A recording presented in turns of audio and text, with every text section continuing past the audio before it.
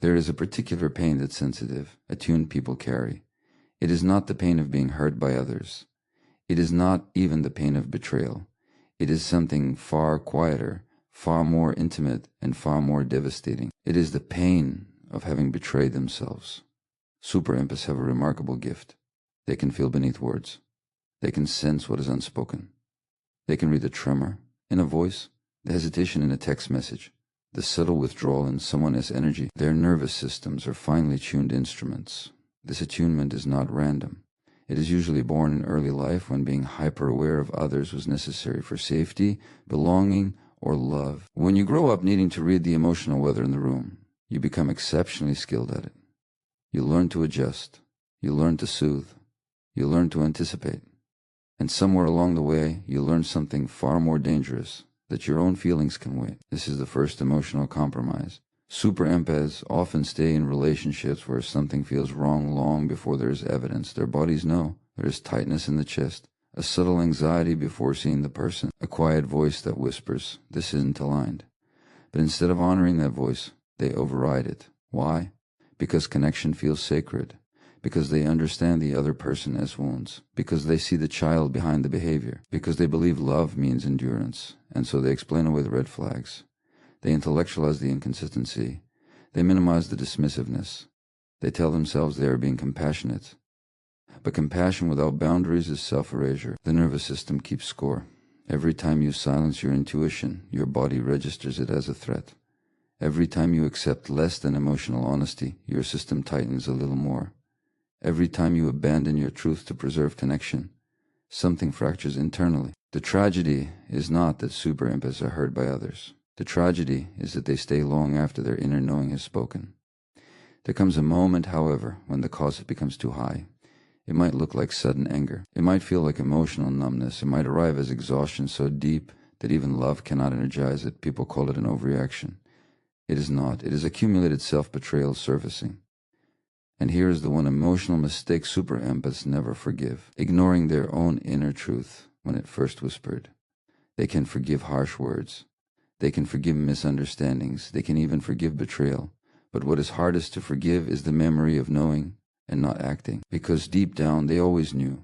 They knew when the apology lacked sincerity. They knew when effort was inconsistent. They knew when they were giving more than they were receiving. They knew when they were shrinking to be acceptable. That knowledge is visceral. It lives in the body. And when awareness finally breaks through denial, it is both liberating and devastating. Liberating because illusion dissolves.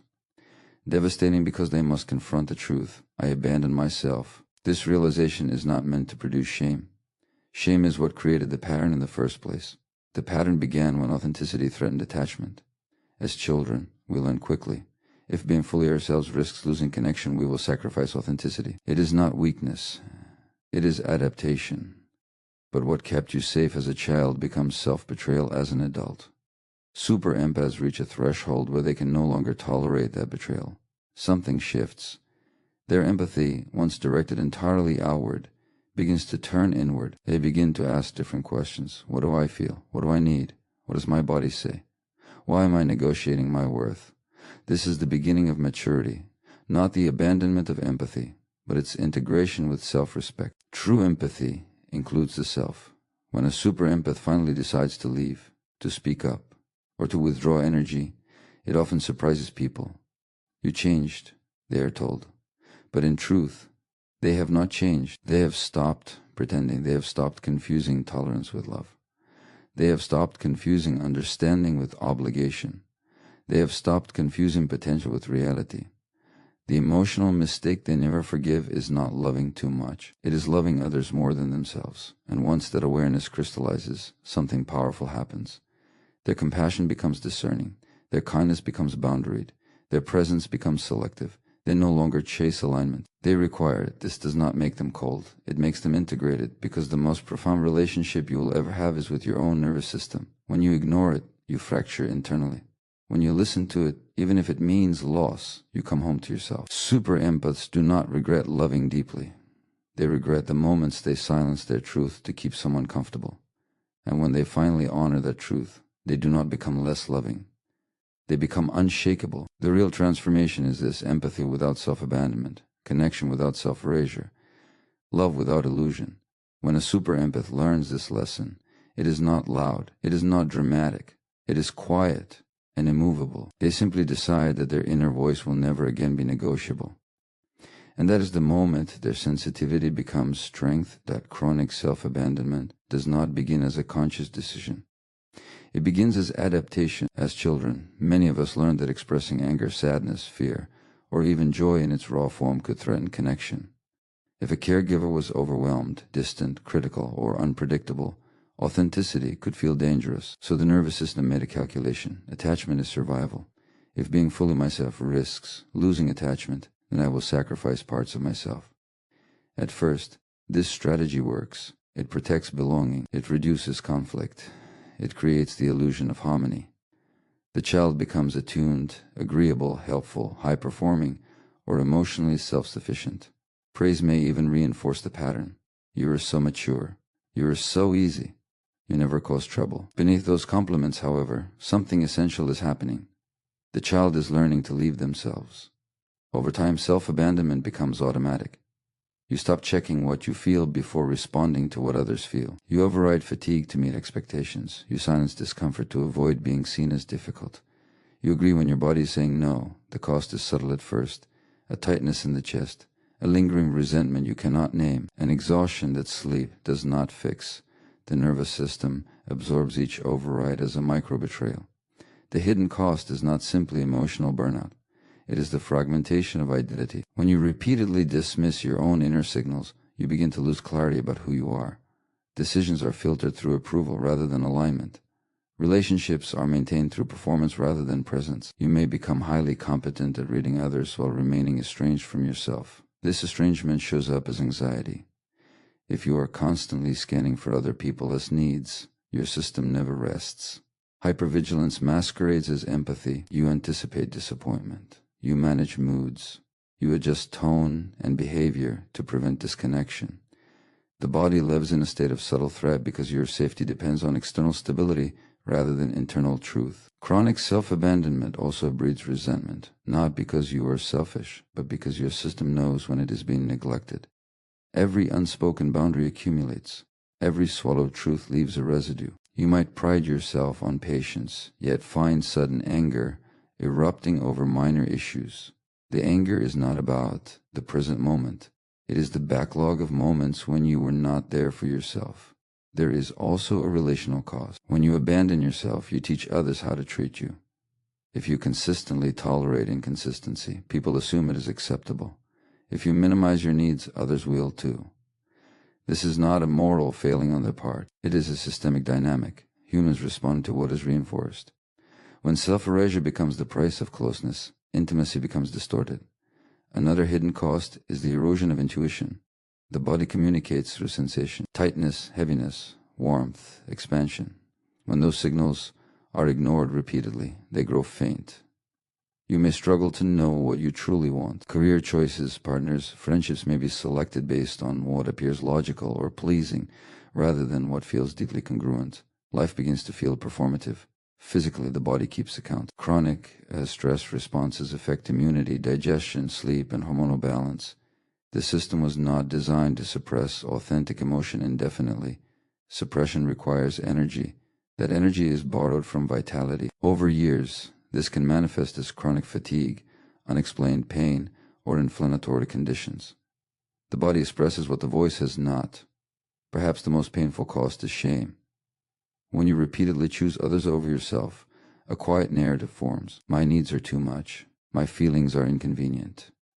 If I were stronger, I would take care so much. This shame is misplaced. The original pattern was protective. It allowed you to survive emotionally complex environments, but what once ensured attachment now prevents wholeness. Healing begins not with self-blame, but with awareness. Noticing when you say yes while meaning no. Feeling the pause in your body before agreeing.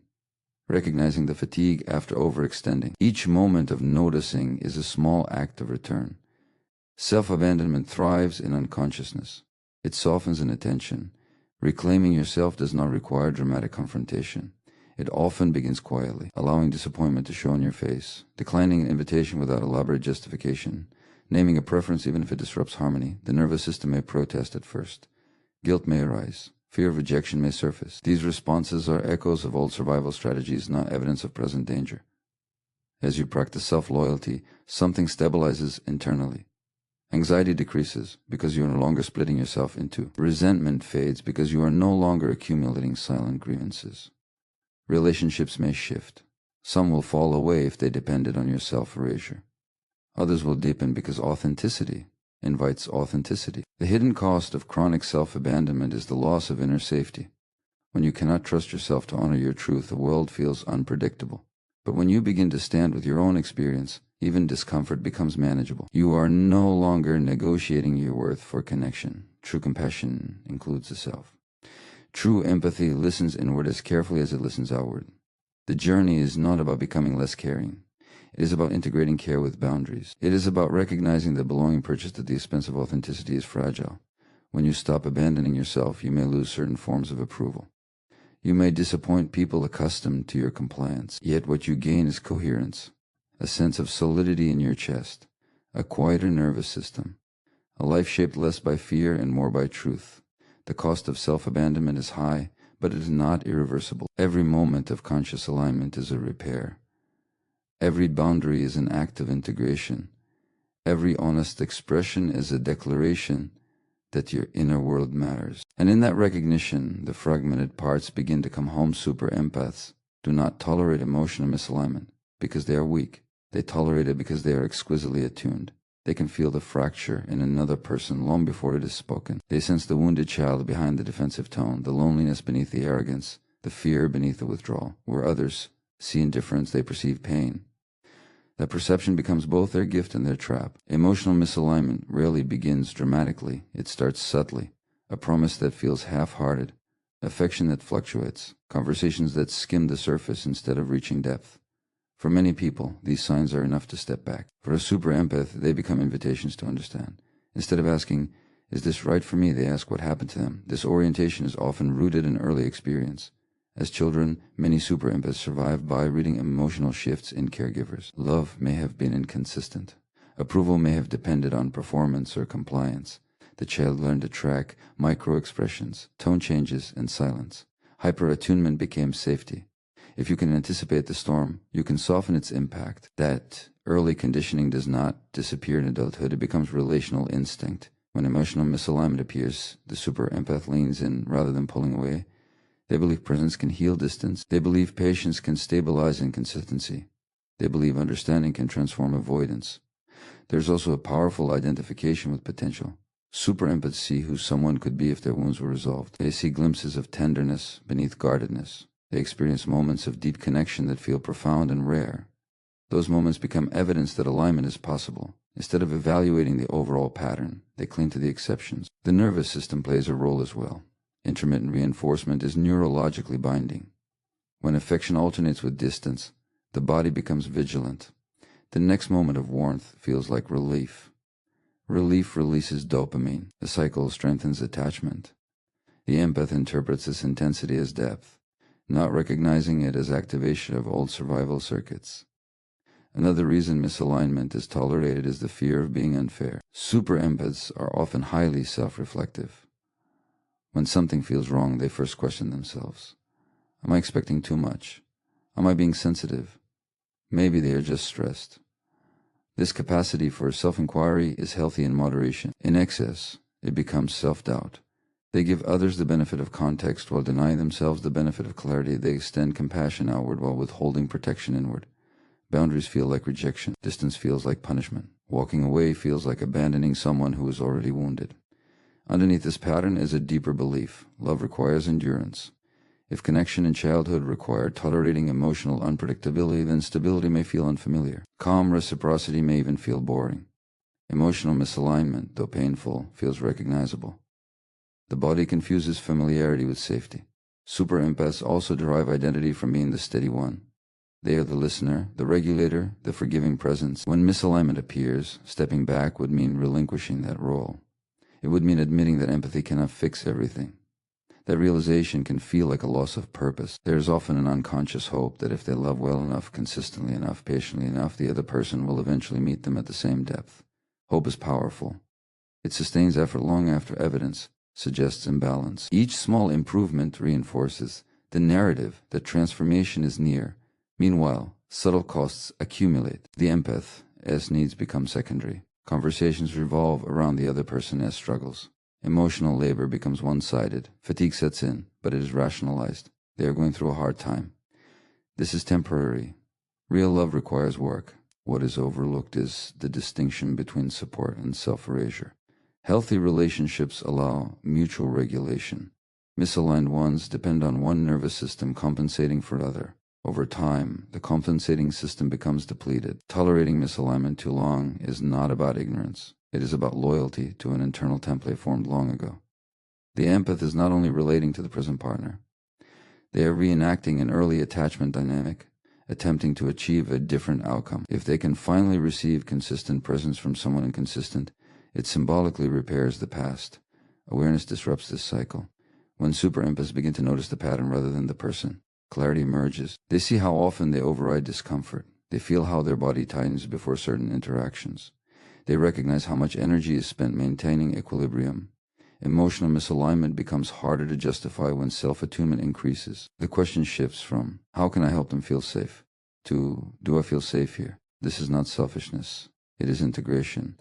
Super empaths tolerate misalignment because they are trained to bridge gaps. They are skilled at holding complexity. They believe in healing. These qualities are not flaws. The issue arises when those strengths operate without boundaries. The turning point arrives when endurance no longer feels noble but costly. When compassion begins to include the self. When potential is weighed against pattern. When love is defined not by how much can be tolerated, but by how much truth can be shared without fear. In that moment, tolerance transforms into discernment. Presence no longer means persistence at any price. Empathy no longer demands self-sacrifice. An emotional alignment becomes a requirement rather than a hope. The nervous system does not collapse suddenly.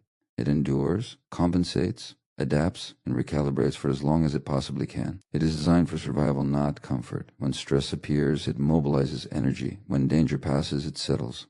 This rhythm is natural. The problem arises when danger does not feel temporary, when emotional strain becomes chronic, when the body is asked to override its signals again and again without relief. At first, the signs are subtle. A tightening in the jaw, a shallow breath that never fully releases, difficulty sleeping even when exhausted, irritability that feels out of proportion to the situation. These are not character flaws. They are physiological messages. The system is working overtime to maintain stability. Many people who are highly sensitive or deeply empathetic live in a state of constant attunement. They scan for emotional shifts in others. They anticipate conflict before it surfaces. They rehearse conversations internally. Their bodies remain slightly braced, as if waiting for something unpredictable to happen. This vigilance may have once been protective. Over time, it becomes costly. The nervous system has two primary survival responses: mobilization and shutdown. Mobilization appears as anxiety, restlessness, overthinking, and urgency. Shutdown appears as numbness, fatigue, disconnection, and loss of motivation. Both are adaptive states. Neither is meant to be permanent. When a person remains stuck in one or cycles rapidly between both, the body begins to strain. Chronic emotional suppression accelerates this strain. When anger is swallowed to preserve harmony, the activation does not disappear. It is stored. When sadness is dismissed to appear strong, the grief does not dissolve. It waits.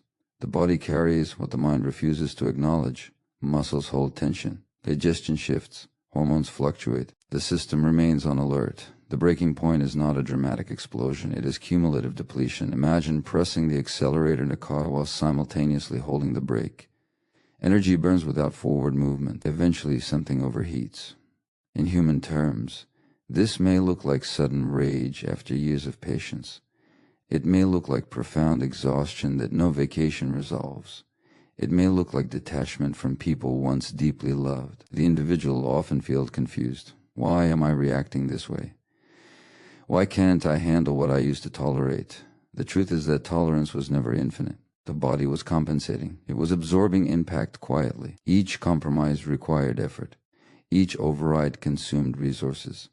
The breaking point is simply the moment resources run low. Relationships frequently trigger this threshold. When someone continually ignores boundaries, dismisses feelings, or creates unpredictability, the nervous system interprets it as threat. Even if the threat is not physical, inconsistency destabilizes attachment. Humans are wired for connection. When connection feels uncertain, stress increases. If the person responds by trying harder, pleasing more, or silencing their needs, the internal pressure intensifies. The body is signaling misalignment. The mind insists on endurance. This internal conflict magnifies strain. One part seeks authenticity. Another seeks safety through attachment. The nervous system is caught between them. Sleep disturbances are common near the breaking point. The body may be physically tired, but neurologically alert. It scans even in rest.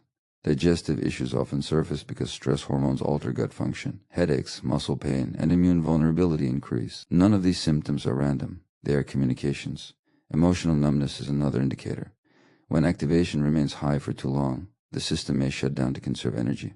This can feel like apathy or depression. In reality, it is protective withdrawal. The body cannot sustain perpetual mobilization, so it dampens sensation. Unfortunately, this dampening affects joy as well as pain. People around the individual might misinterpret the breaking point. They might call it oversensitivity, moodiness, or weakness. What they do not see is the years of quiet regulation that preceded it. The system did not fail. It reached capacity. There is also grief at this threshold. Grief for the time spent ignoring signals. Grief for the relationships maintained at personal cost. Grief for the body that carried more than it should have needed to. This grief is not indulgent. It is integrative. Acknowledging it allows recalibration. Recovery begins with listening rather than pushing. Slowing breath deliberately. Allowing anger to be felt without acting it out destructively.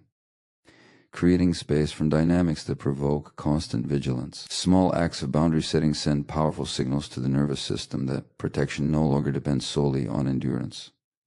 Safety must become internal as well as external. Practices that anchor the body in the present moment help restore rhythm. Gentle movement, time in quiet environments, honest conversations where truth is expressed without performance. Each of these reduces the load.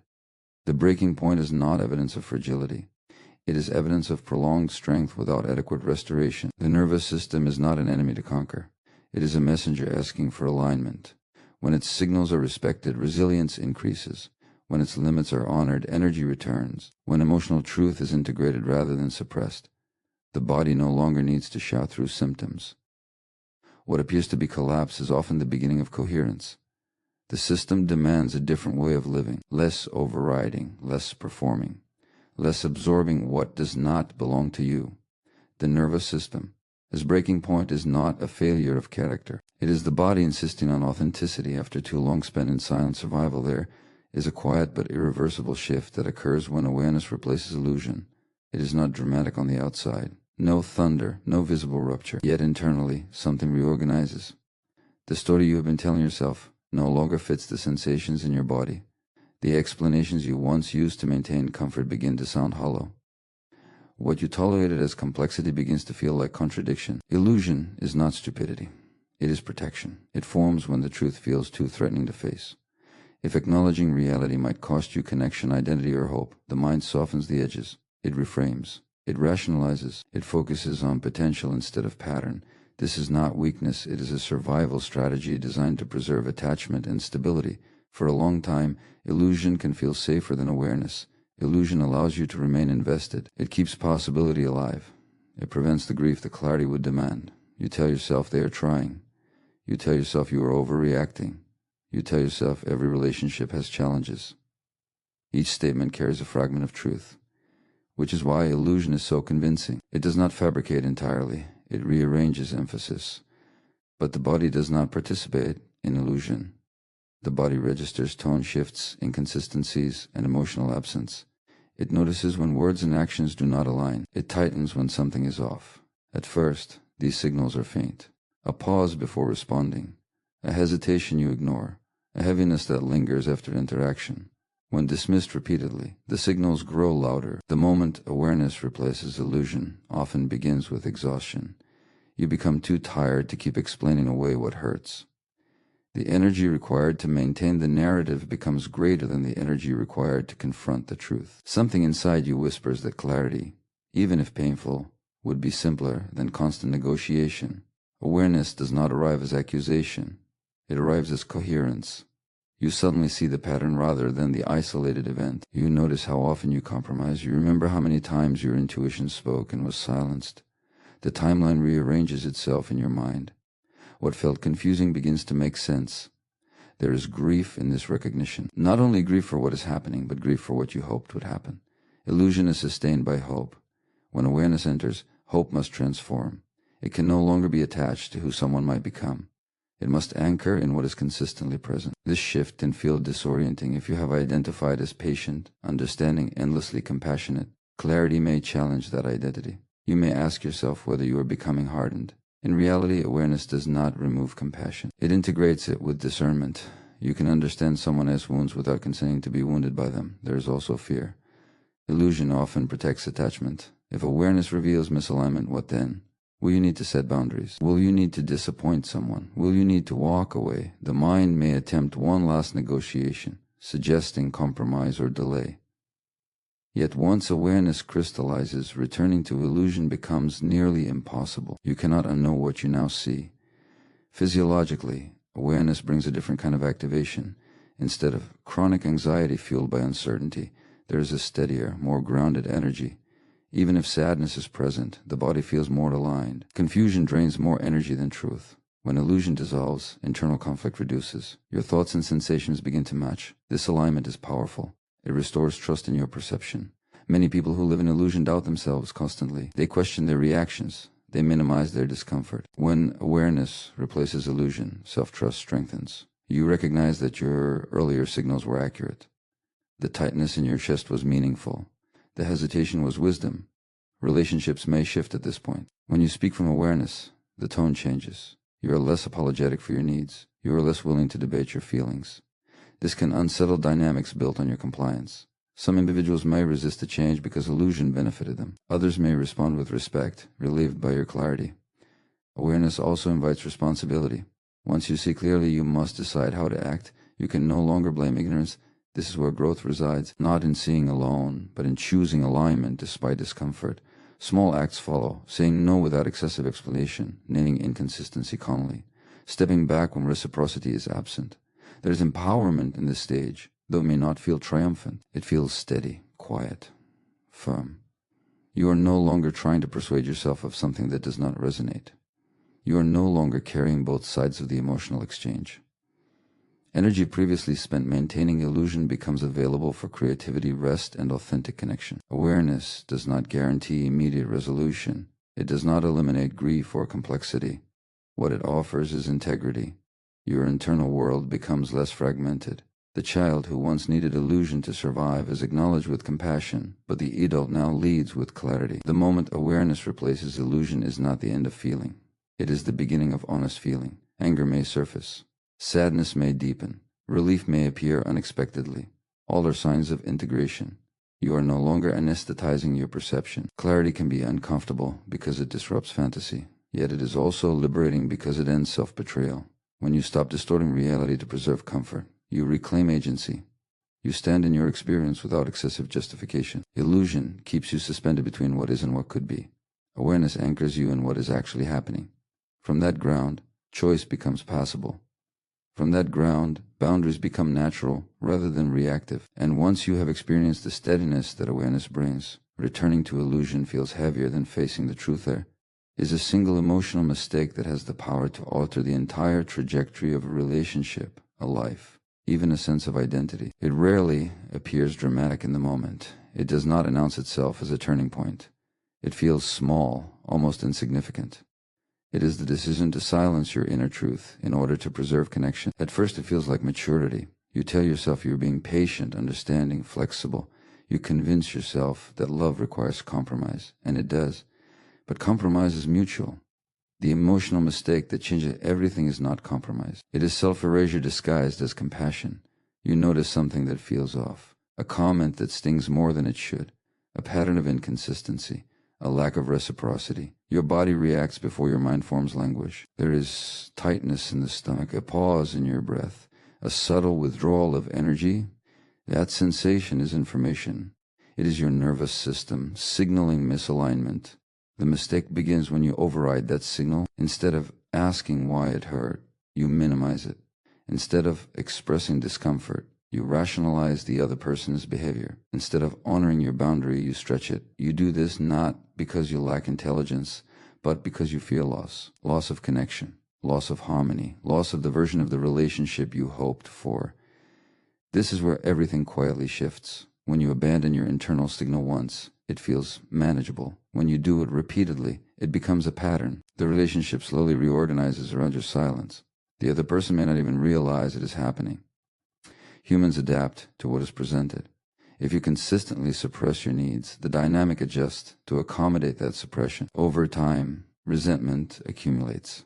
Not necessarily toward the other person at first, but toward yourself. There is an internal fracture.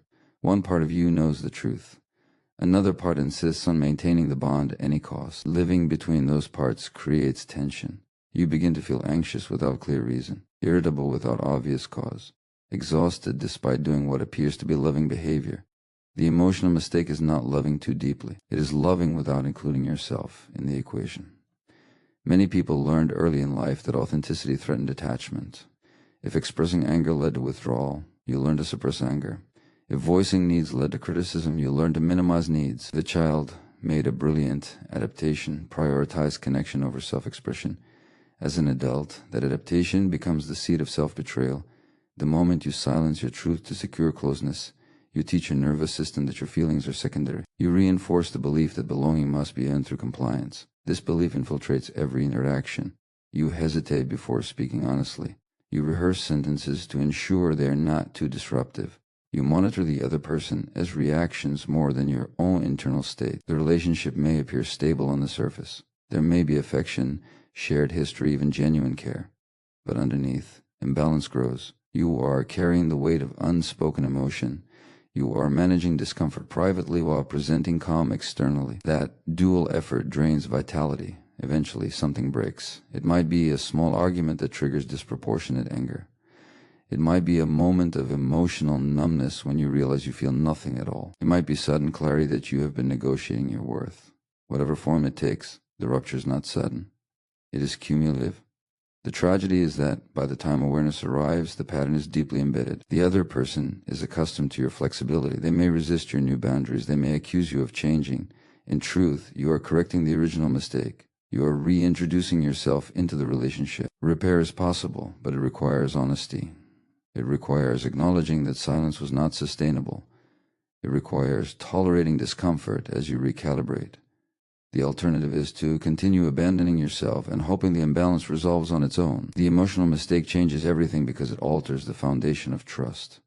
Not only trust between partners, but trust within yourself. When you repeatedly ignore your inner signals, you weaken self-trust. When you begin to honor them, even imperfectly, you restore coherence. This does not mean reacting impulsively to every emotion. It means respecting the information emotion carries. It means pausing when something feels wrong instead of rushing to smooth it over. It means allowing disappointment to exist without disguising it as indifference. When you choose authenticity over illusion, relationships either deepen or dissolve. Both outcomes are clarifying. Depth emerges when both people are willing to engage truthfully. Dissolution occurs when the bond depended on your silence. In either case, you regain integrity. The emotional mistake that changes everything is subtle because it feels kind. It feels generous. It feels loving. But love without self-respect becomes depletion. Compassion without boundaries becomes resentment. Understanding without expression becomes invisibility. Transformation begins when you recognize the pattern in real time. When you feel the familiar urge to minimize your discomfort and instead choose to explore it. When you resist the reflex to reassure and instead articulate your experience. Each small correction shifts the trajectory. You cannot prevent all pain in relationships. Misunderstandings will occur. Differences will surface, but when you remain loyal to your inner truth, pain becomes navigable rather than corrosive. You engage from wholeness rather than fragmentation. The mistake may have shaped your past, but it does not need to define your future. Awareness interrupts repetition. Courage stabilizes change. And the moment you decide that your voice belongs in every room you enter, the entire emotional landscape reorganizes around that decision reclaiming authenticity.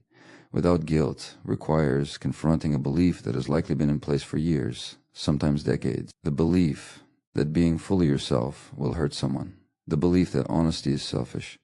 The belief that your needs are disruptive. These beliefs do not emerge randomly.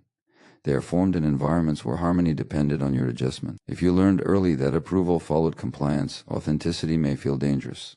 When a child senses that love is conditional, the nervous system adapts quickly. It studies reactions. It edits expression. It becomes agreeable, helpful, quiet, impressive, or emotionally contained.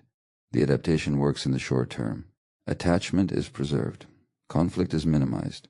But a subtle message is absorbed. Who you naturally are is less important than how well you accommodate others. As an adult, that message lingers beneath conscious thought.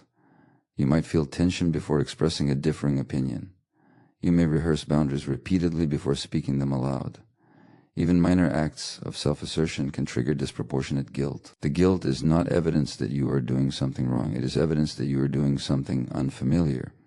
Authenticity begins internally before it becomes behavioral.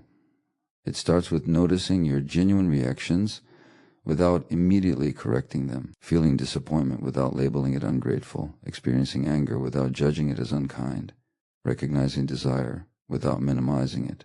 These inner acknowledgments are foundational because self-betrayal often happens long before words are spoken. Guilt frequently arises at the threshold of change. When you decide to stop overextending, the people accustomed to your availability may feel the shift. They might question it. They might resist it. The discomfort can trigger old conditioning. A voice inside may whisper that you are becoming cold, distant, unloving. In reality, you are recalibrating. Reclaiming authenticity does not mean disregarding others.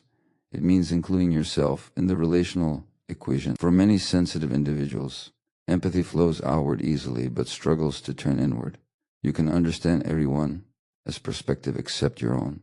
You can justify everyone as behavior except your own limits. This imbalance creates quiet resentment because your internal world remains unrepresented. The body plays a central role in this process. Authenticity feels different somatically than performance. When you speak truthfully, even if your voice trembles, there is often a sense of grounding afterward, a steadiness in the chest, a deeper breath. When you suppress truth, there may be temporary relief, but it is followed by tension. Learning to recognize these physical cues strengthens self-trust. Letting go of guilt involves redefining responsibility. You are responsible for communicating respectfully. You are not responsible for managing every emotional reaction to your honesty. This distinction is difficult for those who equate harmony with safety.